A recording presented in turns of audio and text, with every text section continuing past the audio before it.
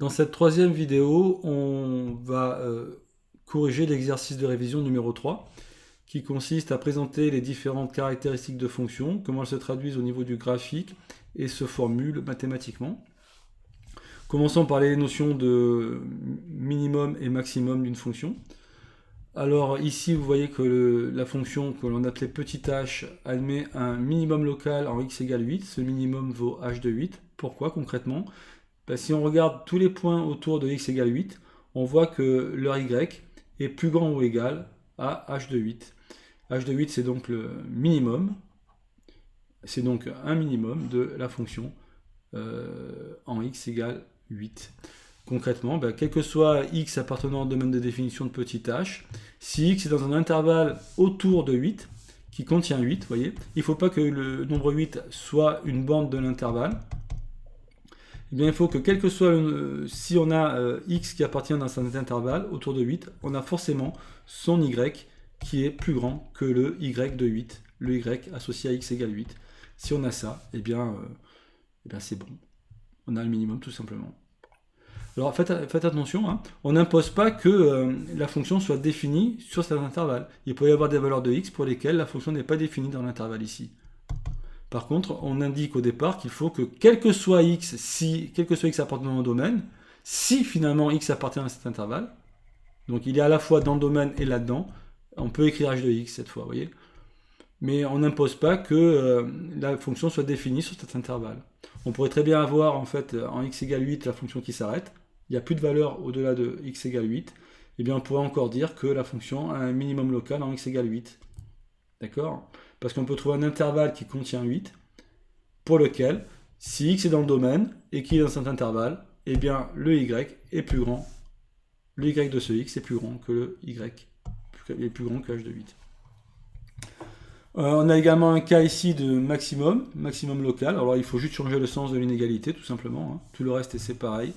Pourquoi ici j'ai un maximum? Parce que autour de x égale 3, eh bien, tous les y sont plus petits ou égal à l'image de 3 par la fonction petit f, c'est-à-dire f de 3. Donc f de 3 est un maximum pour la fonction petit f. Alors ça veut dire quoi? C'est-à-dire quel que soit x appartenant au domaine de petit f, x c'est la variable, hein. Si x appartient à l'intervalle, on n'écrit pas le si. Hein. La condition, si on a cette condition-là, si, parce qu'en fait, si vous voulez, le symbole si c'est implique. Donc si ça, alors on a ça. D'accord? C'est ça la flèche. Hein. Si la variable est dans l'intervalle de 5, eh bien son image est plus petite que f de 3. Et donc si son image est plus petite que f de 3, c'est bien que f de 3 est un maximum. Et, hein, de ce côté-là, c'est le plus grand. D'accord? Voilà, tout simplement. Ici, on a un maximum global. Pourquoi global? Parce que là, c'est quel que soit x appartenant au domaine, on a f de x qui est plus petit que f de moins 3. Vous voyez, donc, quelle que soit la valeur de x, le y est plus petit, est en dessous de f de moins 3. Donc f de moins 3 est un maximum. On pourrait avoir ce maximum f de moins 3 qui est aussi à d'autres valeurs de x, hein, c'est-à-dire que le maximum de la fonction pourrait se retrouver pour d'autres valeurs de x que x égale moins 3. Tant qu'on ne dépasse pas, ça reste le maximum, d'accord? Il peut être atteint à plusieurs endroits, il n'y a pas de problème. On pourrait avoir comme ça des vagues, vous voyez, mais ça ne dépasse jamais f de moins 3. Voilà, donc le maximum global, c'est encore plus simple. Hein. C'est sur tout l'ensemble de définitions. Alors que là, un maximum global, d'ailleurs, est aussi un maximum local. La réciproque est fausse. La réciproque est fausse parce qu'il faut avoir cette condition en plus pour avoir ça. Alors que là, il suffit que x appartienne au domaine pour pouvoir l'écrire. Voilà, tout simplement. Allez, on passe aux croissances décroissantes, à la notion de croissance et de décroissance. Je vais y arriver, excusez-moi. Donc, en fait, on observe le graphique. Quand x augmente, on regarde ce que fait y. Si quand x augmente, y diminue, la fonction est décroissante. Si quand x augmente, le y augmente, la fonction est croissante. Alors, on va commencer par la fonction ici, croissante. Ça veut dire quoi? Alors, quand on dit croissante ou décroissante, c'est forcément sur un intervalle. Et contrairement à ici, où l'intervalle n'est pas forcément inclus dans le domaine, là, l'intervalle, quand on parle de croissance et décroissance, l'intervalle que l'on considère est forcément inclus dans le domaine. Ça n'a pas de sens de dire qu'une fonction est croissante ou décroissante sur un intervalle qui ne serait pas inclus dans le domaine de définition. On ne peut pas ici, dans cet intervalle, avoir des valeurs de x pour lesquelles y n'est pas défini. Donc ici, entre x égale 3 et x égale 4, on voit bien que la fonction est partout définie. Et si je prends deux valeurs de x, x1 et x2 telles que x1 est plus petit que x2, je vois que l'image est également strictement plus petite que l'image de x1 est aussi strictement plus petite que l'image de x2. Donc elles sont rangées dans le même sens. x1 est strictement plus petit que x2, l'image pareil. Dans ce cas-là, la fonction est strictement croissante. Alors si la fonction avait des paliers horizontaux, vous voyez, on pourrait avoir, quand x augmente, ici des égalités, auquel cas on enlèverait le strictement croissant, on mettrait justement uniquement croissante. Évidemment, une fonction qui est strictement croissante est aussi croissante. Rien ne m'empêche ici de mettre un égal. Même s'il n'arrive jamais, c'est toujours vrai. Hein. La phrase qui est ici est toujours vraie. Donc une fonction strictement croissante sur 3, 4 est aussi croissante sur 3, 4. La réciproque serait fausse.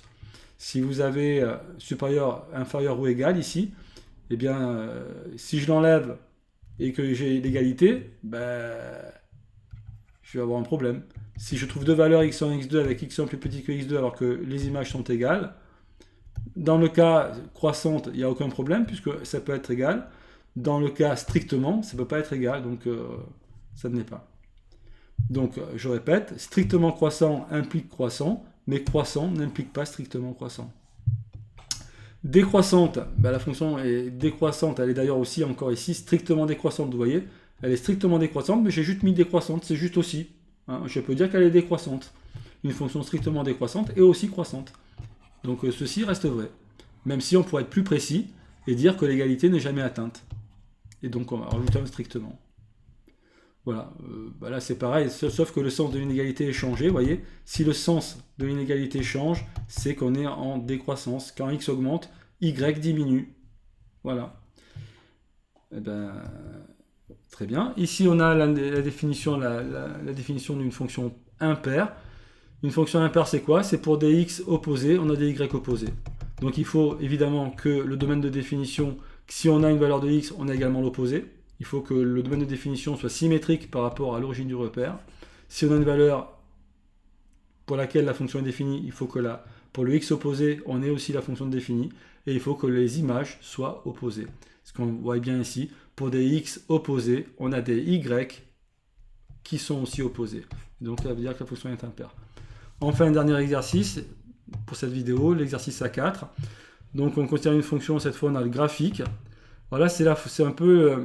vous avez les graphiques et il faudra retrouver les formulations mathématiques qu'on a vues précédemment. En général, et vous l'aurez dans le bilan, vous aurez un exercice où ces formulations sont écrites. Donc il suffit d'aller retrouver l'exercice où les formulations sont écrites et les réécrire dans le contexte qui va bien, en les adaptant pour que ça fonctionne dans le contexte, pour montrer que vous avez bien compris ce qu'elles signifient, ces formules. Alors allons-y. Concrètement, ça donne quoi ici? On vous demande de déterminer graphiquement le domaine de petit f. Alors, le domaine de petit f, on va utiliser une droite verticale. Droite verticale x égale moins 5, par exemple, vous voyez, elle ne coupe pas le graphique. X égale moins 4, hop, la droite verticale d'équation x égale moins 4, tous les points qui sont sur cette droite ont x égale moins 4, elle va couper le graphique à moins 4. Donc ici, moins 4, hop, c'est le premier point, la première valeur de la variable, la plus petite, qui appartient au domaine de définition de petit f.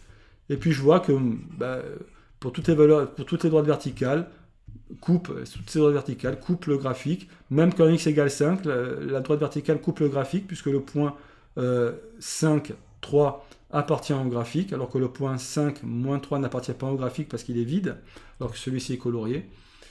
Et ça continue jusqu'à x égale 7, et à 7, il ne faut pas le prendre. Hein, voilà. Donc le domaine de définition c'est fait. L'ensemble image, eh bien, donc vous avez vu, hein, pour l'ensemble de définition, je parcours les x du plus petit au plus grand.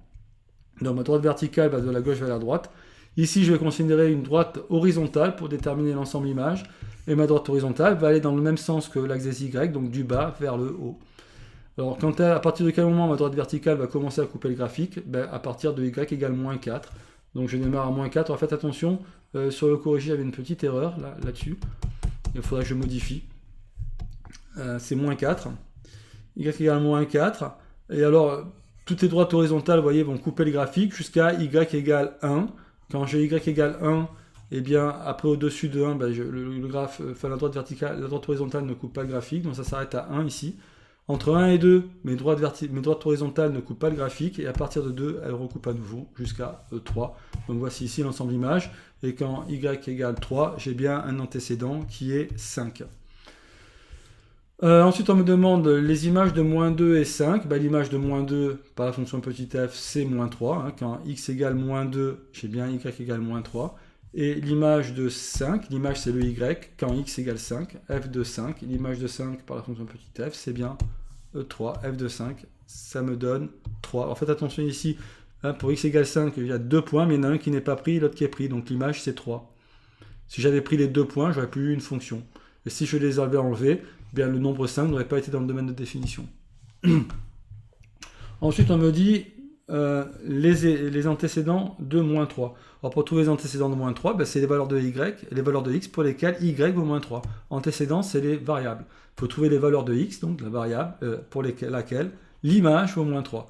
L'image vaut moins 3, ben, l'image vaut moins 3, c'est ici. J'ai tous ces points sur la droite horizontale, y égale moins 3, qui ont y égale moins 3, hein, la droite horizontale ici. Quels sont les points sur la droite y égale moins 3 qui coupent le graphique? Bien, ce point ici. Donc j'ai x égale moins 4 qui est un antécédent. Puis j'ai x égale moins 2 qui est un antécédent. Et là par contre, ça ne coupe pas, hein, puisque le point est vide. Donc j'ai que deux antécédents, moins 4 et moins 2. F de moins 4 égale moins 3 et f de moins 2 égale moins 3. Les antécédents de 0, ben, c'est les valeurs de la variable pour lesquelles y vaut 0. Alors quand est-ce que y vaut 0? Ben, quand je suis sur l'axe des abscisses. La droite des abscisses, elle a son équation y égale 0. Alors quand est-ce que le graphe coupe l'axe des abscisses? Il le coupe en x égale moins 1, f de moins 1 ça vaut 0, et f de 3 ça vaut 0. Donc on a ici nos 0. On vous demande après de tracer le tableau de signes. Alors pour tracer le tableau de signes, on a effectivement besoin des 0. La première ligne, c'est les valeurs de x pour lesquelles on a y qui vaut 0. Et c'est effectivement quand y vaut 0 que le signe de y risque de changer. Vous voyez ici il passe de négatif à positif, ici il passe de positif à négatif quand x égale 3. Et puis quand alors déjà ici, hein, on pourrait très bien par contre avoir un 0, mais la fonction est d'abord croissante et puis après décroissante. Auquel cas on aurait un maximum en x égale moins 1, hein, qui est un 0 pour la fonction, mais le graphe ne traverse pas. Et on n'aurait pas changé le signe tout simplement. Bon, en tout cas, on a ces valeurs-là. Et puis, on a quand x égale 5, on a aussi un changement de signe. Donc voilà, ça c'est un peu plus compliqué. Je ne pense pas que vous l'aurez en bilan, mais voilà, une situation comme ça, ben, il faudrait également mettre x égale 5, puisque quand x égale 5, eh bien, vous avez également un changement de signe. Mais là, ça ne passe pas par 0. Donc il peut y avoir des valeurs qui ne sont pas des 0 et pour lesquelles on a un changement de signe. C'est soit des valeurs de la variable pour lesquelles la fonction n'est pas définie, soit c'est des valeurs où il y a des sauts. Le graphique fait un saut. Parce que on a la fonction 1 sur x, elle change de signe quand x passe par 0, mais en x égale 0, on n'a pas un 0, hein, quand x égale 0, la fonction n'est pas définie. La fonction 1 sur x n'est pas définie quand x égale 0. Voilà, et alors les signes, hein, c'est pas compliqué. Hein. Tous les y ici jusqu'à moins 1, ben, c'est des y négatifs. On est en dessous de l'axe des abscisses. Dès qu'on passe au-dessus de l'axe des abscisses, eh bien, les y sont positifs. Entre moins 1 et 3. Après, je suis encore négatif ici, puis à 5, vous voyez, je passe de nouveau à des valeurs qui sont de y qui sont positives jusqu'à 7. Alors ensuite, on vous dit, recopie sur ta feuille et complète les phrases suivantes. F admet un minimum en x égale moins 3, car, alors là, il faut retrouver la définition d'un minimum, la formulation mathématique, et l'adapter à la situation qui nous est présentée. En x égale moins 3, on a bien un minimum ici. Alors, il faut trouver un intervalle qui contient moins 3, donc il faut vérifier qu'autour de x égale moins 3, bien, tous les y sont plus grands que moins 4, que le y de moins 3. Et bien, je peux prendre par exemple l'intervalle entre moins 4 et moins 2, vous voyez, c'est ce que j'ai fait ici. Pour n'importe quelle valeur de x dans le domaine de définition, il faut toujours commencer par écrire ça, parce que, voilà, pour pouvoir écrire f de x. Pour pouvoir écrire f de x, il faut forcément écrire ça. Maintenant, encore une fois, l'intervalle que l'on met ici, il peut y avoir des valeurs de x pour lesquelles la fonction n'est pas définie. Hein. C'est pour ça qu'il faut d'abord écrire ce truc-là, pour bien préciser qu'on considère que des valeurs de x pour lesquelles la fonction est définie. Si en plus, x est dans cet intervalle, entre moins 4 et moins 2, on doit avoir son image qui est plus grande que l'image de moins 3. Et c'est bien le cas ici. Hein. Si x est entre moins 4 et moins 2, l'image est plus grande que moins 4, c'est-à-dire l'image de moins 3 par la fonction petit f. Ok. Alors ici, la deuxième phrase, f est sur l'intervalle de 3. Alors par contre, là, quand on parle de croissance et décroissance, on considère toujours sur un intervalle. Et cet intervalle, lui, par contre, il doit être inclus dans le domaine de définition. C'est bien le cas, hein, l'intervalle 2, 3 est bien inclus dans le domaine de définition. Bon, c'était le cas aussi de moins 4, moins 2, mais il aurait pu ne pas l'être, hein, alors que lui, il faut absolument qu'il le soit. Donc l'intervalle ici, 2, 3, est bien inclus dans le domaine de définition. Et sur cet intervalle, je vois bien que la fonction est décroissante, elle est même strictement décroissante, donc ce que j'écris ici. F est strictement décroissante, les pointillés qui sont là, il fallait écrire strictement décroissante, car, ben là il faut faire la formulation mathématique, hein, à chaque fois, hein, quand on décrit un car, il faut expliquer, il faut justifier en faisant la formulation mathématique, car quel que soit x1, x2 appartenant à 2, 3, donc je prends deux points, deux abscisses qui sont dans l'intervalle où la fonction est strictement décroissante, donc je reprends l'intervalle qui est là, hein. x1, x2 appartient à un intervalle sur lequel la fonction est croissante ou décroissante, l'intervalle qui est là c'est le même que celui qui est là. Si, alors ces deux points, je les prends de façon qu'à ce que x1 est strictement plus petit que x2, ça c'est toujours comme ça qu'on le fait, donc le début c'est toujours le même, d'accord. Alors je veux qu'elle soit strictement décroissante, donc l'inégalité est en sens contraire. Ça veut dire que si les variables, si x1 est plus petite que x2, ben, l'image est plus grande. Voilà. Et strictement, hein, donc il ne faut pas mettre l'égalité ici. Ensuite, on vous demande quelles sont les valeurs de la variable pour lesquelles f admet un extrémum, et on précise à chaque fois la valeur de l'extrémum. Eh bien, ici en x égale moins 4, la fonction admet un maximum qui vaut moins 3, puisqu'on voit qu'autour de x égale moins 4, eh bien, je n'ai pas de y qui dépasse moins 3, qui sont plus grands que moins 3. Donc j'ai bien un maximum en x égale moins 4, voyez. Et je pourrais prendre comme intervalle, par exemple, moins 5, moins 3. Quel que soit x appartenant au domaine, si x est dans l'intervalle moins 5, moins 3, eh bien j'ai f de x qui est plus petit que f de moins 4, donc qui est égal à moins 3. Donc c'est bon. Ça c'est un maximum. J'ai un maximum aussi en x égale 1, vous voyez, en x égale 1, la fonction est d'abord croissante et après décroissante. J'ai un maximum ici. Et puis je vais avoir, alors ici attention, je n'ai pas de minimum, parce que pour que la fonction admette un minimum, il faudrait que le point soit plein. Ici, ce n'est pas un point du graphique, hein. Et si je prends un point juste avant, eh ben, j'aurai toujours des points après. J'aurai toujours un intervalle, je ne pourrais pas trouver un intervalle qui contient, par exemple si je prends 4,9, ben, je ne peux pas trouver un intervalle autour de 4,9 tel que tous les y sont plus grands que le y de 4,9. Si je prends 4,91, ben le y sera plus petit. Donc ça ne va pas aller. Voyez. Et donc là, ben, y a rien du tout. Là. Par contre, de ce côté-là, j'ai bien un maximum en x égale 5. Parce que si je prends un intervalle, par exemple, 4, 6, ben, tous les y qui existent entre 4 et 6 sont plus petits que le y de 5. Voilà, tout simplement. Tous les y qui existent. Il aurait pu avoir une coupure. Il peut y avoir des endroits où la fonction n'est pas définie, c'est pas grave. Ce qu'il faut, c'est que dans l'intervalle que je considère, autour qui contient 5, mais 5 n'est pas une borne de l'intervalle, eh bien, s'il y a des y, ils sont forcément plus petits. Si c'est le cas, eh ben, y égale 3 est un maximum qui est obtenu quand x égale 5. Ok, alors pourquoi on a fait les minimums et les maximums, juste les minima et les maxima pour être plus précis, pour être plus correct dans son langage? C'est que c'est ces valeurs de x pour lesquelles j'ai des minimums et des maximums, des minima et des maxima, excusez-moi, qui vont m'intéresser quand je fais le tableau de variation. Dans le tableau de variation, le tableau de signe, je mets les zéros, le tableau de variation, je mets les extréma, les minima et les maxima. Donc, et également les bornes du domaine de définition. Hein. Quand x égale moins 4, il se trouve que j'ai en plus un maximum qui vaut moins 3. La fonction est d'abord décroissante, voyez, et c'est quand les changements décroissants et croissants se font là où il y a des extrémas. Ici, je passe de décroissant à croissant, je vais avoir un minimum en moins 3, et ce minimum vaut moins 4. Ensuite, en x égale 1, la fonction passe de croissant à décroissant. Eh bien, je vais avoir un maximum en x égale 1. Ce maximum, il vaut justement également 1. En x égale 5, c'est un peu particulier, il y a un saut, vous n'aurez pas ces cas-là. Hein. Dans le bilan, vous n'aurez pas des cas aussi compliqués que ça. Mais donc, quand x égale 5, la fonction vaut 3. Par contre, si je m'approche quand x s'approche de 5 en étant x plus petit que 5, vous voyez que la fonction s'approche de moins 3. Le y s'approche de moins 3. Par contre, si x s'approche de 5 en étant plus grand que 5, eh bien, le y s'approche de 3 cette fois. C'est ce que je traduis en écrivant ces deux nombres-là. Mais ça encore, vous n'aurez pas ça hein, au bilan. On est bien d'accord, ça c'est au-delà du programme de 4e. Et ensuite, en 6, j'ai un minimum, et on voit donc bien que la fonction change de sens. Elle est d'abord décroissante et puis après croissante. C'est pour ça qu'il faut bien mettre à chaque fois les minimums et les maximums, puisque c'est à cet endroit-là que ça change de sens. À la limite, vous pouvez regarder minimum, ça décroît, hop, ça s'arrête tout en -3, donc vous écrivez -3. Après, ça augmente jusqu'à 1. Vous allez jusqu'à 1, vous pouvez mettre un 1 ici.